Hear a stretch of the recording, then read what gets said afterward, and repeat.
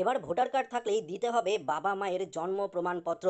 তাই ভিডিওটি শেষ পর্যন্ত অবশ্যই দেখবেন। ভিডিওটি ভালো লাগলে লাইক করবেন, চ্যানেলটিকে সাবস্ক্রাইব করে পাশে রাখা বেল আইকনটি প্রেস করে নোটিফিকেশন অল করে রাখবেন। সবার সুবিধার্থে ভিডিওটি শেয়ার করবেন। তো চলুন শুরু করি। তো বন্ধুরা, এই নিয়ে মুখ্যমন্ত্রী মমতা বন্দ্যোপাধ্যায়ের তরফ থেকে কি জানানো হয়েছে আসুন আপনাদেরকে এই ভিডিওটিতে একদম জানিয়ে দেই। তো অবশ্যই ভিডিওটিতে আপনারা প্রত্যেকেই প্রথম থেকেই শেষ পর্যন্ত সঙ্গে থাকবেন। তো বন্ধুরা, এই মুহূর্তে আপনারা অন স্ক্রিনে দেখতে পাচ্ছেন জাতীয় জনসংখ্যার পঞ্জি অর্থাৎ এনআরসি নিয়ে নতুন করে জল্পনা শুরু হয়েছে দেশ জুড়ে। নির্বাচন কমিশন একটি নির্দেশিকা ঘিরে এই বিতর্কের সূত্রপাত হয়েছে। বিহার নির্বাচনের মুখে কমিশন জানিয়েছে ভোটার তালিকায় নাম থাকলেই হবে না, ভোটারদের নাগরিকত্বের সপক্ষে যথাযথ নথি এবং ঘোষণাপত্র দিতে হবে। ব্লক লেভেল অফিসার অর্থাৎ বিএলও বাড়ি বাড়ি গিয়ে এই তথ্য যাচাই করবেন এবং আপলোড করবেন। 2003 সালের পর থেকে ভোটার তালিকায় নাম তোলা প্রত্যেক ভোটারকে একটি ফর্ম পূরণ করতে হবে, সঙ্গে দিতে হবে সাম্প্রতিক ছবি, নিজের হাতে সই করা নাগরিকত্বের ঘোষণাপত্র এবং অন্যান্য নথি।